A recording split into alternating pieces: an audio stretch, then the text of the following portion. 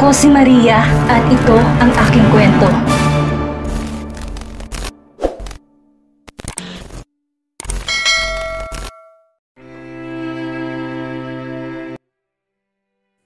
Po, wala ka bang nararamdaman na kakaiba? Wala ka man lang bang, never mind, tuturuan na lang kita.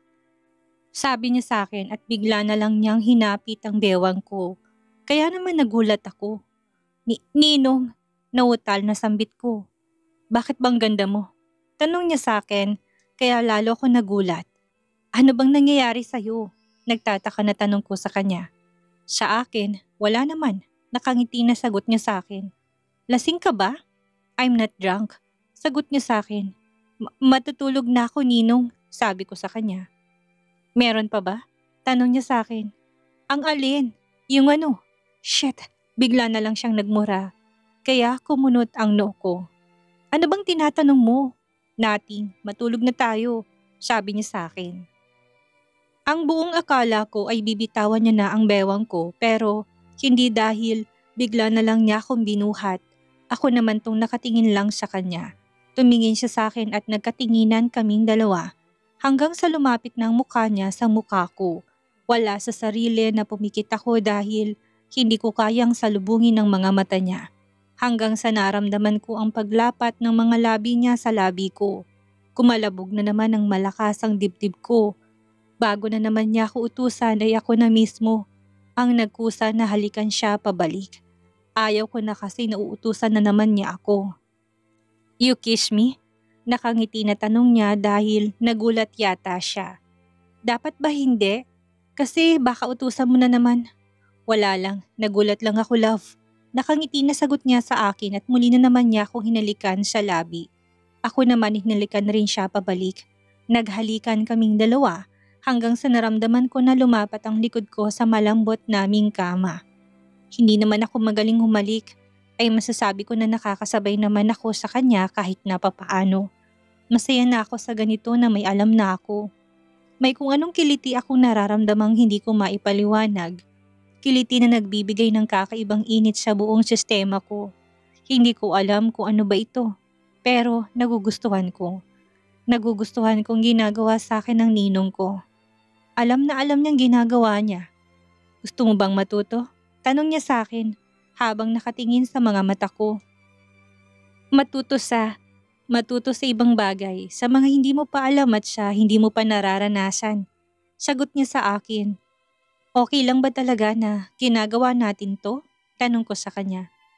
We're married at walang masama sa gagawin o ginagawa natin. Sagot niya sa akin. Kaya lang kasi gusto ko kasi sana na hindi ko kayang sabihin sa kanya na gusto ko sana na may pagmamahal ito bago namin gawin. Natatakot ka ba? Tanong niya sa akin kaya naman tumango ako. Alam ko namang hindi ka pa ready, kaya iba na munang gagawin natin. Sabi niya sa akin at nakangiti siya sa akin. Nahihiya naman ako kaya umiwas ako ng tingin sa kanya. Nasa ibabaw ko pa rin siya at nakatingin siya sa akin. Hindi ko alam kung ano bang sinasabi niya na ituturo niya sa akin. Eto na ba ang oras na magbabagong lahat sa akin? Love, look at me. Utos niya sa akin kaya wala sa sarili naman akong sumunod sa utos niya sa akin. Promise, hindi na natin gagawin pero ihahanda lang kita. Para next time ay may alam ka na. Don't worry. Dahil hindi naman ako nagmamadali. Ang lambing ng boses niya. Tapos ngayon nakadikit ng tungki ng ilong niya sa ilong ko. Hanggang sa muli na naman niya akong hinalikan sa labi. Gusto mo ba na gawin natin to? Tanong niya sa akin kaya nahiya akong tumango.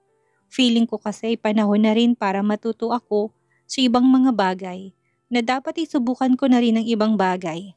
Kaya ngayon hahayaan ko na lang ang ninong ko na gawin ng nais niya. Alam ko kasi na marami na siyang alam sa ganitong bagay. Sa sobrang bilis ng mga pangyayari, hindi ko na namalayan na nangyari lang ito ngayong gabi. Ninong, okay ka lang ba? Nag-aalala na tanong ko sa kanya. I'm good and satisfied, love. Sagot niya sa akin. Hindi ka ba mapapano? Why? Tanong niya sa akin. Kasi nga yung lumabas sa akin kanina. You're first. Nakangiti na tanong niya sa akin. Hindi ba yun ihi? Tanong ko sa kanya. No, love. Okay, Mahina na sabi ko. Ngayon ko nalaman na hindi pala ako naihiko, hindi ibang bagay yun. Mukhang marami nga talaga ako matututunan kay Ninong. Marami nga talaga siyang maituturo sa akin. Hindi ko alam pero hindi naman na ako nakaramdam ng takot ngayon dahil nangingibabaw ng kakaibang sarap na nararamdaman ko. Tumayo si Ninong at pumasok siya sa loob ng banyo. Paglabas niya ay may towel na siyang dala. Lumapit siya sa akin at pinunasan niya ako. Shit, I want more love. Sabi niya sa akin kaya nakatingin lang ako sa kanya. Pero kakatapos lang natin. Alam ko pero kasi ako hindi pa tapos. Sabi niya sa akin, ano ang ibig mong sabihin? Tanong ko sa kanya. Here, sagot niya sa akin at may pinahawak. Galit na siya, love. Love, para kung nag-asawa ng babae na mula sa nakaraan. You're so innocent but I like it. Ibig sabihin ay ako ang una sa'yo kaya masayang masaya ako. Pasensya ka na po, Ninong. Bahay at school lang talaga kasi ako noon, sabi ko sa kanya. Halata naman po, love. Mas mabuti nga na naging taong bahay ka. Ninong, inaantok na ako. Inaantok ka na? Pero hindi pa tayo tapos, sabi niya sa akin. May gagawin pa ba tayo? Nagising ako na wala na sa tabi ko si Ninong. Maaga pa naman kaya hindi ko pa kailangan na magmadali. Pero sa tabi ko rin ay may isang bouquet of flowers. Napangiti ako dahil ang ganda at ang bango ng mga bulaklak. Halatang mamahalin ng mga to. Naalala ko tuloy ang nagbibigay sa akin sa school. Magaganda rin yun. Good morning, love. Sorry kung hindi kita maihatid sa work mo. May business trip ako at mawawala ako ng 1 linggo. Usap tayo kapag nakabalik na ako. Sorry kung hindi ako nakapagpaalam kagabi. I'm gonna miss you. Your handsome husband. Napangiti na lang ako sa card na hawak ko. Gwapo naman talaga siya pero hindi man niya lang naalalang magpaalam sa akin kagabi. Mas inuna pa kasi niyang pagiging maharot niya. Biglang uminit ang mukha nang maalala ko na naman ang ginawa naming dalawa kagabi. Nahihiya ako kapag naalala ko. Mabuti na lang. At nakapagtimpi siya kagabi dahil kung hindi baka wala nang iniingatan kong V-card. Wala man akong gaanong naintindihan sa mga ginagawa namin ay isa lang ang alam ko. Nagugustuhan ko to at ayaw ko na mag-isip ng kahit na ano. Masaya na ako sa kung ano ang meron sa amin ni Ninong. Ang mahalagay nagkakaunawaan kaming dalawa. Bumangon na ako para maghanda ng papasok ako sa may trabaho ko. Pagpasok ko sa banyo ay kaagad kong hinubad ang damit ko pero bigla na lang akong natulala sa sarili ko na makita kong sarili ko.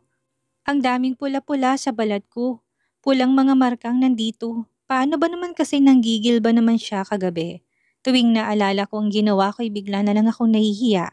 Nahihiya ako dahil wala akong alam sa mga ginagawa ko. Hinahayaan ko na lang ang t-shirt ko na gawin ng nais niya. Kaysa pansinin ang mga marka na ito ay nag-decide na ako na maligo na. Baka sa kakatitig ko pa dito mamaya ay malate pa ako sa trabaho ko. Mas okay na wag na lang pansinin dahil hindi naman to makikita. Maliban dito sa leeg ko. Tatakpan ko na lang siguro ng Band-Aid. Wala naman akong concealer dahil hindi naman ako nagmi-makeup. Powder at lip tint lang ang gamit ko kapag nasa school ako. Mabuti na lang at isa lang ito. Mas magiging problema ko pa kapag marami. Kahit babae ako, hindi naman ako matagal maligo. Siguro nasanay lang ako na mas marami pa ang oras ng tulog ko kaysa sa pagligo ko. Mahalaga lang sa akin na hindi ako makakalimutang mag-apply ng lotion sa katawan ko. Yun lang ang pinaka-importante sa akin. Good morning po, ma'am. Okay na po ang baon mo. Nakangiting sabi sa akin na lagi naghahanda ng baon ko. Thank you so much. Pero hindi mo naman to kailangan gawin. Pwede naman ako na lang, sabi ko sa kanya. Okay lang po, hindi naman po mahirap gawin. Nakangiting sabi niya sa akin. Thank you ulit. Nakangiti na sabi ko sa kanya. Kumain ako ng breakfast. Gusto ko na sumabay sila sa akin pero ayaw nila. Hindi ko na lang pinilit dahil mukhang nahiya pa sila sa akin. Hindi rin kasi kami nagkikita dito sa bahay. Uuwi ako ng hapon na at may mga ibang ginagawa pa ako. May driver na maghahatid sa akin sa school. Ang sabi niya sa akin simula raw ngayon ay siya ng driver ko. Ang asawa ko talaga, ayaw niya na akong mag-jeep. Nahihiya ako pero wala rin naman akong magawa kaya hinayaan ko na lang siya sa mga gusto niya. Baka kasi magalit na naman siya kapag kinontra ko siya. Pagdating ko sa school ay sakto magsisimula pa lang ang flag ceremony. Nakita kong principal namin pero ako na kaagad ang umiwas. Bago pa niya ako makita. Pumesto ako sa bandang likod. Ayaw ko kasi na magalit na naman ang asawa ko kapag nalaman niya na nakikipaglapit ako sa principal namin. Sa pagkakaalam ko ay halos magkalapit lang ang mga edad nilang dalawa. Single din itong principal namin. Pero alam ko naman na wala namang something o mali siyang pag-uusap namin. Pero mas okay na ako nalang umiwas. Lalo na ngayon na may kakaiba na nangyayari sa amin ni Ninong. After ng flag ceremony, pumasok na ako sa loob ng classroom ko. At tulad ng laging nangyayari, binabati ako ng mga cute kong mga students. Masaya ako na makitang masaya sila habang nag-aaral. Natapos ang araw ko na masaya. Pag-uwi ko sa bahay, sinalubong ako ni Tin kaya napangiti ako. Sobrang sweet talaga ng batang ito at consistent talaga siya sa pagpapasaya sa akin. Tuwing uuwi na lang ako ay lagi niya akong sinasalubong. Hahalik siya sa pisngi ko at yayakap sa akin. Kaya walang dahilan para hindi ko siya magustuhan. Gustong-gusto ko na talaga ang batang ito. Kaya hindi ko maiwasang isipin na paano na lang siya kapag natapos ng lahat ng ito. Ayaw ko naman na paasahin siya kaya aasa ko. Aasa ko na magiging maayos ang lahat sa amin ni Ninong. Para naman hindi masaya ang lahat ng ito. Gusto ko nang buksan ang puso ko sa lalaking yon. Gusto ko na siyang papasukin sa puso ko. Alam ko na matututunan ko siyang mahalin. Dahil ngayon pa lang ay sa tingin ko'y gusto ko na nga yata siya. Mommy, okay lang po ba nakatabi po kitang matulog? Wala naman po kasi si Daddy eh. Tanong niya sa akin. Okay po baby. Thank you po mommy. Bakit ka naman nagpapasalamat? Kasi po may mommy na ako. Masaya po ako na may mommy na ako. Simula nun si Daddy lang kasama ko. Alam ko na hindi ako obligasyon ni Daddy at ginagawa niyang makakaya niya para sa akin. Minsan nga po niisip ko na baka wala pang asawa si Daddy dahil sa akin, dahil nag-aalala siya sa akin. Sabi niya sa akin. Masaya rin ako na nakilala kita, Tin, sabi ko sa kanya. Talaga po? Opo, masaya ako. Alam mo ba na lumaki ako nang wala na akong mommy? Kaya wala akong naging kapatid. Lagi ako mag-isa at kasama ko lang si Yaya. Pero ang kapatid wala ko tapos nitong nakaraan lang, iniwan na rin ako ng daddy ko. Namatay na rin siya kaya wala na akong family. Kami na pong bago mong family, mommy, sabi niya at niyakap niya ako. Opo, kayo na ni Ninong ang pamilya ko. Bigla ko nalungkot at para bang iiyak na naman ako dahil naalala kong daddy ko. Pero alam ko rin na kung saan man siya ngayon ay gusto niya na magsimula ako. Magsimula sa buhay ko at maging masaya ako. At ang dalawang taong ito ang bago kong makakasama sa buhay. Ninong, love, are you busy? Pwede ba akong tumawag? Tulog ka na ba? I miss you. Habang binabasa kong message niya sa akin ay nakalimutan ko na sa tabi ko lang pala si Tin. Kaya nang tumingin ako sa kanya nagtataka siya. Nang bumungad sa akin. Mommy, bakit po Ninong ang name ni Daddy sa phone mo? Tanong niya sa akin. Baby, kinakabahan na sabi ko sa kanya. Bakit po Ninong? Tanong niya ulit sa akin. Iniisip ko kung sasabihin ko ba sa kanya ang totoo. Hindi ko rin talaga alam kung ano bang dapat na, lalo na ngayon na wala dito si Ninong. Kaya hindi ko alam kung pwede ko bang sabihin kay Tin ang totoo. Ang totoong ugnayan namin ng daddy niya. Pero sa tingin ko rin ito ng tamang oras para maging tapat sa kanya. Para hindi ko na siya masaktan pa. Baby, hahayaan mo ba ako na magpaliwanag sa'yo? Nakikinig ka ba sa paliwanag ko? Tanong ko sa kanya. Can you explain it in the simplest way, mommy? Tanong niya rin sa akin. Okay po, nakangiti na sagot ko sa kanya at umayos ako ng upo.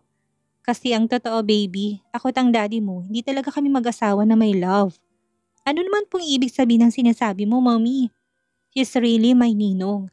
May sakit kasi ang daddy ko tapos ang company namin nalugi kaya naman ang pera namin naka-freeze. Ibig sabihin hindi namin to magalaw. Dahil sa ayaw ko mamatay ang daddy ko, humingi ako ng tulong kay Ninong. Humingi ako ng help dahil kailangan ko. At si Ninong naman ay kailangan niya rin ng tulong dahil kailangan niya na magkaroon ng asawa. Kaya naman ang ginawa namin ay nagkasundo kaming dalawa na magpakasal. Paliwanag ko sa kanya kahit hindi ko alam kung naintindihan niya ba ang sinasabi ko. Ano po ang ibig sabihin ng kasunduan? Tanong niya sa akin. Ibig pong sabihin ay maghihiwalay kami after ng kasunduan namin. After 3 years ay tapos na to. Sagot ko sa kanya na dahilan para makita kong luha na pumatak sa mga mata niya. Ibig po bang sabihin, aalis ka rin po? Iiwan mo rin po ako? Paano na po ko, mommy? Paano na po ko kapag umalis ka? Tanong niya sa akin. Mommy mo pa rin naman ako kahit pa umalis ako. Sagot ko sa kanya. Talaga po? Tanong niya sa akin. Opo baby, walang magbabago. Sagot ko sa kanya. May chance po ba na hindi ka umalis? Tanong niya sa akin. Hindi ko rin alam. Depende pa rin ang lahat sa daddy mo. Sagot ko sa kanya. Kausapin ko po kaya si daddy. Sasabihin ko po sa kanya na wag na po niya kayong paalisin. Sabi niya sa akin. Baby, okay lang ba na maging secret to? Kasi hindi dapat malaman ni Ninong na alam mo na. Kasi pong kasunduan ito yung secret naming dalawa. Pakiusap ko sa kanya. Okay po, pero po mommy, totoo po ba na ikinasal kayong dalawa ni daddy? Opo, nagpakasal po kami at after po ng kasal namin, namatay ang daddy ko. Malungkot na sabi ko sa kanya. Nakakalungkot naman po mommy. Opo, nakakalungkot nga pero kahit na gano'n nagpapasalamat pa rin ako sa ninong ko na tinulungan niya ako ng mga panahong kailangan ko ng tulong. Pero nagkikiss po kayong dalawa? Tanong niya sa akin kaya bigla na lang namula ang pisngi ko. Para po maniwala ka, sagot ko sa kanya. Pero hindi ka naman kasi niya love kaya dapat po hindi ka niya dapat i-kiss. Don't worry po mommy dahil papagalitan ko si daddy na hindi niya malalamang alam ko ng totoo. Nakangiting sabi niya kaya napangiti na lang din ako sa sinabi niya. Sorry baby. Bakit ka po nagsasorry mommy? Sorry dahil nagsinungaling ako sa'yo. Sorry kung hindi ko yata kayang ibigay ang kapatid na gusto mo. Sabi ko sa kanya. It's okay mommy. I understand po. Nakangiti na sabi niya sa akin. Ako naman tong nakatingin lang sa kanya dahil hindi ako makapaniwala sa narinig ko mula sa kanya. Naintindihan mo? Tanong ko sa kanya. Opo mommy. Talaga? Opo kaya kailangan kong tanggaping hindi po mangyayari ang gusto ko. Thank you po dahil ipinaliwanag niyo na maliwanag sa akin. Nakangiti na sabi niya sa akin. Dahil sa narinig ko ay natuwa ako pero nagulat kaming dalawa na bigla na lang tumawag si Ninong sa amin. Nagkatinginan pa kaming dalawa. Answer it, mommy. Nakangiting sabi sa akin ni Tien kaya naman sinagot ko na rin naman si Ninong pero binigay ko sa kanya. Hello, daddy. Si Tien na ang mismong unang nagsalita. Hello, baby. Where is your mom? Tanong niya sa anak niya. She's here po, daddy. Nasa tabi ko lang po siya. Sagot niya. Busy ba siya? Hindi naman po. Pero kasi nasikaso po ko ni mommy kaya hindi po siya makakapag-reply sa message mo. Dito po siya sa room ko matutulog habang wala ka. Nakangiti sabi ni Tien. Okay baby, behave ka at huwag mong bigyan ng sakit ng ulo ang mommy mo. Mabait po ako daddy. Natatawa na sabi ni Tien kaya napangiti na lang ako dahil kahit busy lagi si Ninong ay nakikita ko pa rin na magkasundo talaga silang dalawa. Can you give the phone to her? Tanong ni Ninong. Okay po daddy. Mabilis na binigay sa akin ni Tien ang phone kaya naman mabilis kong in-off ang camera para hindi niya makita ang mukha ko. Love, bakit naka-off ang cam mo? Tanong niya sa akin. May sasabihin ka ba? Tanong ko sa kanya. Gusto ko lang sanang makipag-usap sa'yo. Are you busy? Nakakaistorbo ba ako sa'yo? Tanong niya sa akin. Wala naman akong ginagawa. Sagot ko sa kanya. Itatanong ko lang sana kung anong gusto mong pasalubong. May gusto ka ba? Nakangiti na tanong niya sa akin. Wala akong gusto. Umuwi ka na lang po kasi ang sabi po ni mommy, miss ka na niya. Nagulat ako dahil bigla na lang nagsalita si Tien. You miss me? Tanong niya sa akin. May sinabi ba ako? Hindi magsisinungaling ang mga bata. Nakangisi na sabi niya. Ewan, I miss you too, love. Tatapusin ko na kaagad ang trabaho ko para makauwi na ako. Hindi pa tapos ang tutorial lesson nating dalawa. Marami pa akong ituturo siya. Stop it! Saway ko sa kanya dahil nahihiya ako sa lumalabas sa bibig niya. Nagtataray ka na naman, sabi niya sa akin. Daddy, bakit wala ka laging I love you kay mommy? Hindi mo ba siya mahal? Biglang tanong ni Tien kaya alam ko na pareho kaming dalawa ni Ninong na nagulat. Ako naman tong parang lalabas na sa katawan ko ang puso ko. Hindi ko kasi alam kung sasagutin ba niya o hindi. Kahit pa alam ko naman na posible nang magpanggap lang siya, ay kinakabahan pa rin talaga ako. Baby,